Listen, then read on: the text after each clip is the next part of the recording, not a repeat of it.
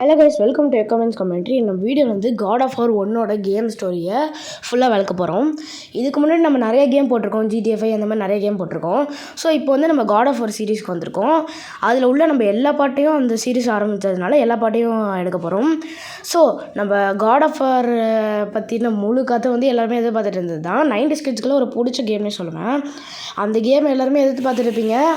So அதை பற்றின ஒரு கேம் ஸ்டோரி தான் போட போகிறோம். ஓப்பனிங்லேயே பார்த்தீங்கன்னா நம்மளோட கிராட்டோஸ் வந்து ஒரு ஒரு டைலாக் பேசுவார். நான் உயிரோடு இருந்து என்ன பண்ண போகிறேன், நான் இந்த உலகத்தில் இருக்கிறதே வேஸ்ட்டு அப்படின்ற மாதிரி சொல்லிவிட்டு அந்த மலையிலேருந்து குதித்து சூசைட் பண்ணிக்கலாம் அப்படின்ற மாதிரி ஒரு முடிவோடு தான் இருந்திருப்பார். அங்கேருந்து அவர் அந்த சைடு குதிக்கும் போதே ஒரு ஃப்ளாஷ்பேக்குள்ளே கூட்டிகிட்டு போவாங்க. அதாவது அங்கே என்ன கூட்டிகிட்டு போயிருப்பாங்கன்னா, நம்ம கிராட்டோஸ் வந்து ஒரு மாவீரர், அது மட்டும் இல்லாமல் ஒரு படை தளபதி அப்படின்ற மாதிரி சொல்லியிருப்பாங்க. நம்ம கிராட்டோஸ் வந்து இந்த ஒரு படை தளபதி. அவர் வந்து 50 பேர் உள்ள ஒரு இதுக்கு ஒரு படை தளபதியாக இருந்திருப்பார்.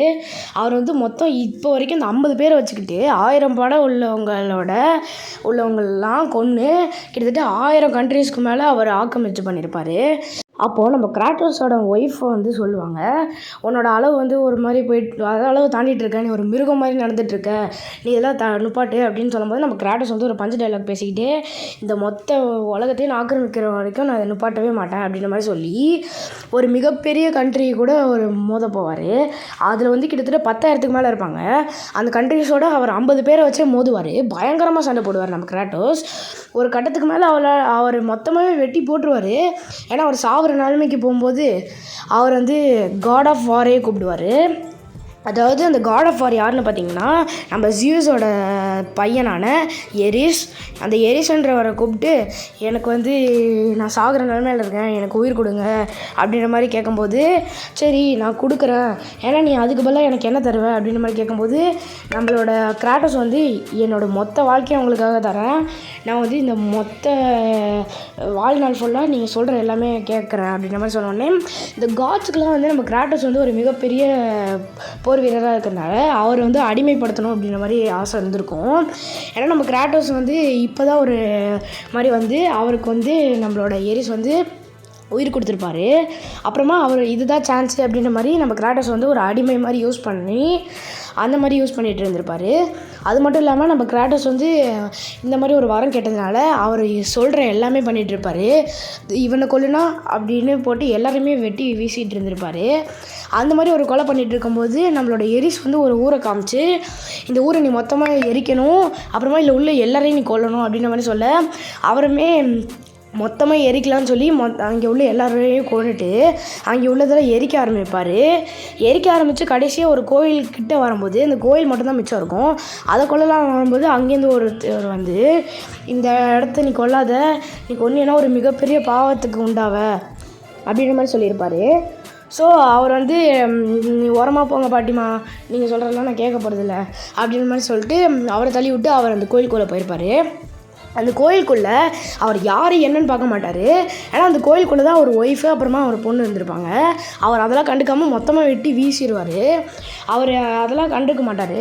அது முடிச்சதுக்கப்புறம் தான் அவர் ஒய்ஃப் எங்க அப்படின்ற மாதிரி தேடும்போது தான் அவர் ஒய்ஃபும் அவர் பொண்ணு இந்த இடத்துலையே இறந்துட்டாங்க அப்படின்ற மாதிரி தெரிஞ்சு நம்ம காட் ஆஃப் வாரான எரிஸ் மேலே பயங்கர கடுப்பாக இருந்திருப்பார்.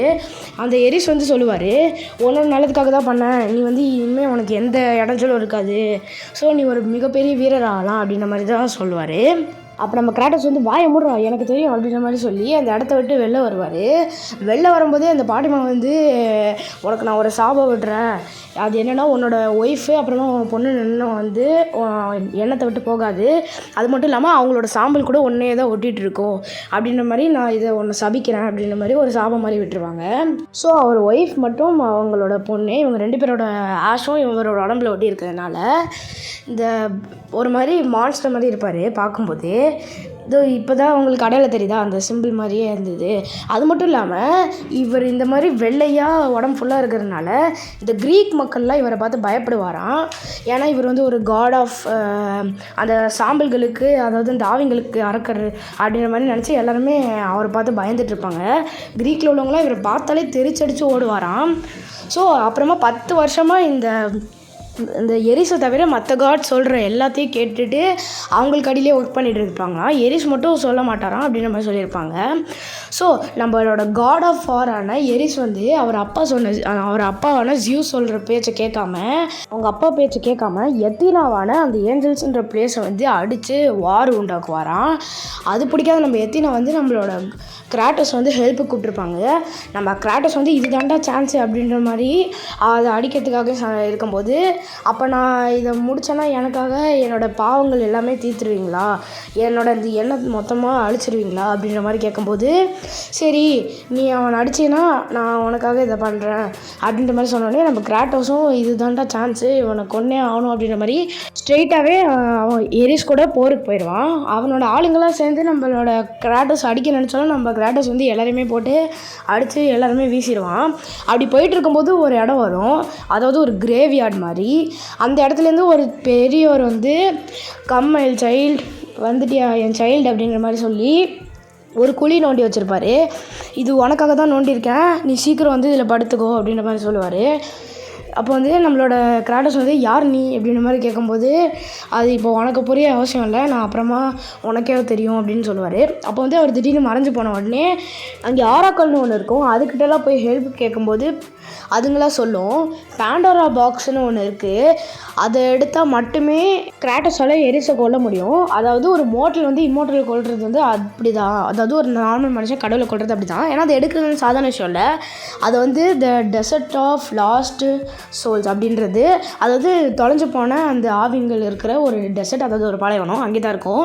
ஸோ நம்ம எரிஸ் அங்கே வராங்க, அங்கே ஒரு 3 ஸ்பிரிட் இருக்குது, அதை வந்து நீ தேடி கண்டுபிடிச்சிட்டேன்னா அதுக்கப்புறம் உனக்கு ஒரு வழி கிடைக்கும் அப்படின்ற மாதிரி சொல்லுவாங்க.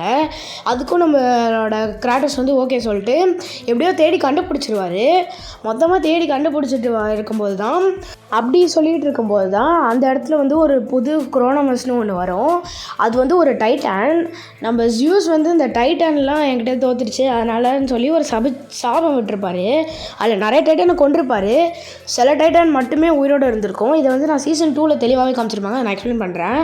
அந்த உயிரோடு இருந்த சில டைட்டன்ஸுக்கும் சில வேலை கொடுத்து சில இது மாதிரி வச்சுருப்பார். அதுக்குள்ளே தான் அந்த டெம்பிள்குள்ளே தான் பேண்டோரா பாக்ஸ் இருக்குது. அந்த டெம்பிள் வந்து இது முதுகுலேயே தான் சுமக்கணும், அதுவும் வாழ்நாள் ஃபுல்லாக. அந்த பேண்டோரா பாக்ஸ் வந்து அதுக்குள்ளே தான் இருக்குது. ஸோ இதுதான் பாதுகாக்கணும், அந்த முதுகுலேயே தான் சுமக்கணும் அப்படின்ற மாதிரி ஒரு சாபம் மாதிரி விட்டுருப்பாங்க. நம்ம கிராட்டஸும் அந்த இடத்துக்கு போவார். எப்படியோ பேண்டோரா பாக்ஸை கண்டுபிடிச்சி அதை திறந்து பார்ப்பார். அதுக்குள்ளே வந்து ஒரு பேண்டோரா பாக்ஸ் இருக்கும். அதை எடுக்கும்போது தாங்க உங்களுக்கு நிறையா பசில் மேலே பசிலாக கொடுப்பாங்க. அதை திறக்கிறதுக்கு நிறைய பசில் கொடுத்தோடனே ஒரு இடத்துல நீங்கள் இந்த கேமை விட்டுட்டு போயிடலாமா அப்படின்ற மாதிரி நினைக்கும் போது தான் அந்த பேண்டோரா பாக்ஸை திறக்கிறதுக்கும் ஒரு சான்ஸ் கிடைக்கும். கரெக்டாக அதெல்லாம் பார்த்து நம்மளோட எத்தினா வந்துடுவாங்க. எத்தினா வந்து சொல்லுவாங்க, இது வரைக்கும் யாருமே இந்த பேண்டோரா பாக்ஸ் கிட்ட கூட வந்ததில்லை, நீ தான் ஒரு ஃபஸ்ட்டு மனுஷன் இவ்வளோ தூரம் வந்திருக்க அப்படின்ற மாதிரி சொல்லியிருப்பாங்க. நீ ஓப்பன் பண்ணுறதுக்கு பக்கத்து காண்டினென்ட்டான ஒரு இடத்துக்கு போகணும் அப்படின்ற மாதிரி சொன்ன வந்தேன். இது வந்து பயங்கர வெயிட்டாக இருக்கும், இது பக்கத்து காண்டினென்ட் வரைக்கும் நடத்திட்டு போகணுமா அப்படின்ற மாதிரி யோசிக்கும் போதே அந்த கேமில் வந்து ஒரு மாடிஃபிகேஷன் பண்ணியிருப்பாங்க. அதாவது நம்ம காட் ஆஃப் வாரான எரிஸ் வந்து கீழேருந்து ஒரு உடஞ்சி போன அந்த வாலோட ஒரு பீஸ் மாதிரி இருக்கும், அதை எடுத்து அப்படியே விடுவார். அது பயங்கர ஸ்பீடாக நம்மளோட கிராட்டஸோட நெஞ்சிலே போய் அடிச்சிடும். அந்த நேரம் பார்த்து அவரோட ஆளுங்கள்லாம் அமிச்சு அந்த பேண்டோரா பாக்ஸ் வந்து அவர்கிட்ட கொண்டு வர சொல்லியிருப்பார். ஏன்னா அப்போ நம்ம வந்து கிராட்டஸ் வந்து எரிசை கொண்டு பவர் ஆயிடுவான். கரெக்டாக அந்த இடத்துல நம்ம கிராட்டஸ் நெஞ்சில் குத்தும் போதே நம்ம கிராட்டஸ் வந்து அந்த இடத்துல இறந்து போயிருப்பார். அப்புறமா அவர் ஒரு இடத்துக்கு போகிறார், அந்த ஹெல் மாதிரி ஒரு இடம், அந்த இடத்துல பிளட்டாக கொட்டிகிட்டு இருக்கும். அந்த இடத்துல நம்ம காடே விழுந்தாலும் யாருமே தப்பிக்க முடியாது. அந்த இடத்துல அந்த மரம் அப்புறமா அந்த கல் மலையிலலாம் பிடிச்சி ஏறி எப்படியும் மேலே வந்துடுவார். மேலே வந்ததுக்கப்புறம் இதெல்லாம் அவனோட வேலை தான் தெரிஞ்சுட்டு பக்கத்தில் இருந்த அந்த கயிறை பிடிச்சி அவர் வந்து சாவையும் மீறி அவர் அந்த ரியல் வேர்ல்டுக்கு போகிற மாதிரி காமிச்சிருந்துருப்பாங்க. அப்போ அவர் போகும்போது ஒரு வயசானவர் அந்த கிரேவியார்டில் பார்த்துருப்பாரு. அவரே திரும்ப பார்ப்பாரு, நான் அவனை எப்படிடா சாக விட முடியும், நான் தாண்டா அவங்க அப்பா அப்படின்னு நம்ம சொன்னோடனே நமக்கு கிராட்டஸே ஷாக்காக இருப்பாங்க. அப்புறமா இவரை பற்றின ஒரு இது வந்து அந்த கேம் 3 தான் இருக்கும், காட் ஆஃப் வார் 3 தான் மொத்தமாக எக்ஸ்பிளைன் பண்ணியிருப்பாங்க. அதில் நானும் எக்ஸ்பிளைன் பண்ணுறேன், உங்களுக்கு தெரிஞ்சிருந்தால் கமெண்ட்லேயே சொல்லிட்டு போங்க. அப்புறமா அவர் அந்த வழியை சொல்லியிருப்பார், இந்த வழியாக தான் போகணும், இந்த மாதிரி டாக்டிக்ஸ்லாம் யூஸ் பண்ணி அப்படின்ற மாதிரி சொன்னோடனே நம்மளோட கிராட்டஸும் அந்த இடத்துக்கு போவார். அப்புறம் நம்ம வந்து காட் ஆஃப் வாரான எரிஸ் வந்து என் கையில் தான் இருக்குது, உன்னால் ஒன்றுமே பிடுங்க முடியாது, ஒரு டேஷும் பிடுங்க முடியாது அப்படின்ற மாதிரி சொன்னோடனே நான் பிடுங்க வேண்டாம் அப்படின்ற மாதிரி சொல்லி கையில் இருந்ததை யூஸ் பண்ணி அந்த பேண்டோரா பாக்ஸை பயங்கரமாக அந்த காட் ஆஃப் வார்கிட்டேயே சண்டை போட்டு அந்த பேண்டோரா பாக்ஸை வாங்கிடுவார். அதை வாங்கி திறந்த உடனே அவருக்கு காட்லி பவராக கிடச்சி ஒரு காடாகவே மாறிடுவார். காடோட எல்லா பவரும் கிடச்சி நம்மளோட எரிஸ் சைஸுக்கு மாறிடுவார். காட் ஆஃப் வாரோட எரிஸ் சைஸுக்கு மாதிரி நம்மளோட இவங்க 2 பேருக்கும் பயங்கரமாக ஃபைட் போகும். ஒரு கட்டத்துக்கு மேலே பயங்கரமாக சண்டை போட்டுருவார் நம்மளோட கிராட்டோஸ் வந்து. அப்போ வேறு வழி இல்லாமல் ஒரு இல்யூஷன் மாதிரி கிரியேட் பண்ணுவாங்க. இவர் ஒய்ஃபும் அந்த இதுதான் இவனுக்கு பயங்கரமாக டிஸ்டர்ப் ஆகுது, ஸோ அதை யூஸ் பண்ணலாமே அப்படின்ற மாதிரி சொல்லி யூஸ் பண்ணிகிட்டு இருக்கும்போது ஒரு கட்டத்துக்கு மேலே அவர்கிட்ட கொடுத்த அதே வெப்பனை யூஸ் பண்ணி நம்ம எரிஸ் நம்ம கிராட்டோஸ் கொடுத்து அந்த வெப்பனை யூஸ் பண்ணியே இவனை வந்து பயங்கரமாக குத்தி பயங்கரமாக கொல்ற நிலைமை கொண்டு போயிடுவார். கட்டத்துக்கு மேலே நம்ம காட் ஆஃப் வாரோட வெப்பன்ஸையே அவர் எடுத்து அவரையே அடித்து அந்த இடத்துலையே கொன்றுவார். அதாவது நம்ம எரிஸ் வந்து இந்த இடத்துலையே இறந்துருவார். ஒவ்வொரு காடும் சாகும்போது அவங்க பவரை அவங்கனாலேயே சாகிற மாதிரி அந்த மாதிரி காமிச்சிருப்பாங்க. அவங்க பவரே அவங்கள கொல்ற மாதிரி காமிச்சிக்கப்பட்டிருப்பாங்க. ஸோ நம்ம எரிஸ் அதாவது காட் ஆஃப் வாருக்கு வந்து எந்த மாதிரி சாவு இருக்கும்னா, அதாவது அந்த மொத்த இடமே அவர் இறக்கும்போது அந்த மொத்த இடமே வெடித்து சுற்றி இருந்த எல்லாருமே இறந்து போயிடுவாங்க. அந்த மாதிரின்ற ஒரு பவர் வந்து இவருக்கு இருக்கும். அதே மாதிரி ஒவ்வொரு காடும் இறந்து போகும்போதும் அந்த மாதிரி இருக்கும். அந்த மாதிரி ஒவ்வொரு பவரும் இருக்கும். ஸோ நம்ம காட் ஆஃப் வார் வந்து எல்லா இடமே வெடித்து சதற மாதிரி தான் அந்த பவர் கொடுத்துருப்பாங்க. ஸோ அதனால அவர் வந்து காட் ஆஃப் வார்னு எரிஸ் வந்து இப்போது கம்ப்ளீட்டாக இறந்துருவார். அது மட்டும் இல்லாமல் இங்கே இருந்து பிளான்ட் எல்லாமே இறந்த உடனே நம்மளோட இவங்க வந்து பயங்கர கடுப்பாயிடுறாங்க. ஏன்டா இப்படிலாம் பண்ண அப்படின்னு கேட்கும்போது அப்புறம் அது வளர்ந்துரும், அதனால் அது பிரச்சனை இருக்காது. அந்தளவுக்கு முடித்த உடனே நம்ம கிராட்டோஸோட திரும்ப வந்து அந்த வரத்தை போய் கேட்கலாம், நம்மளுக்கு இந்த எண்ணத்தெல்லாம் போக்கிட்டீங்களா அப்படின்னு கேட்கும்போது, என்னால் காட்ஸால் எந்த கடவுளாலேயும் இதை போக்க முடியாது, பாவத்தை மன்னிக்கப்பட்டு தான் முடியும், பாவம் வந்து உங்கள்கிட்டே தான் இருக்கும், அப்புறம் அந்த எண்ணத்தையும் என்னால் போக்க முடியாது அப்படின்ற மாதிரி சொன்னோடனே நம்ம கிராட்டோஸ் ஒரு மாதிரி பயங்கர கடுப்பாயிடுவார். எல்லா காடுமே என்னை ஏமாத்த ட்ரை பண்ணுறாங்க அப்படின்ற மாதிரி ஒரு பயங்கர கடுப்பாகி நான் சூசைட் பண்ணிக்க போகிறேன், எல்லா காடுமே என்னை ஏமாத்துறாங்க வேலை வாங்கி அப்படின்னு சொல்லி அந்த இடத்துல குதிப்பார். எல்லாருமே நம்ம கிராட்டோஸ் இறந்துட்டான்னு நினைக்கும் போது அந்த கடலுக்குள்ளே விழுவார். விழுந்தது மட்டும் இல்லாமல் இறக்கும்போது அவர் இறந்துருக்க மாட்டார். அந்த இடத்துல மேலேருந்து அந்த ஏத்ரான்றவங்க வந்து தூக்கி இப்போ வந்து நீ காட் ஆஃப் வாரை கொண்டுட்ட, ஸோ அவர் இடத்துல வந்து சும்மா இருக்கக்கூடாது, நீ வந்து இப்போதைக்கு காட் ஆஃப் வாராக இருந்துக்கோ அப்படின்ற மாதிரி சொல்லியிருப்பார். அப்புறமா நிறைய பேர் வந்து நம்ம கிராட்டோஸ் இன்ஸ்பிரேஷனாக எடுத்துப்பாங்க. ஏன்னா ஒரு மனுஷன் வந்து ஒரு கடவுளை கொண்டது இப்போ தான் ஃபஸ்ட் டைமு, அதாவது ஒரு மோட்டல் வந்து இம்மோட்டல் கொண்டது இதுதான் ஃபஸ்ட் டைமு. அப்புறமா இந்த இடத்தோட நம்மளோட கிராட்டோஸ் தான் இந்த உலகத்தோட காட் ஆஃப் வார். ஏன்னா நம்மளோட எரிஸை வந்து அந்த இடத்துல கொண்டிருப்பாங்க. ஸோ இவர் தான் அந்த இடத்தோட காட் ஆஃப் வாராக மாறி இருப்பார். அப்புறமா அந்த இடத்தோட இந்த கேமை முடிக்கிறாங்க. அவர் அதுக்கப்புறம் நிறையா கொலை பண்ணுற மாதிரி நிறையா வாருக்கெலாம் போகிற மாதிரி காமிச்சதோட இந்த கேம் முடிக்கிறாங்க. ஓகே கைஸ், நம்ம காட் ஆஃப் வார் 2 அப்புறமா அடுத்த சீரீஸில் பார்க்கலாம். Okay Tata bye, see you.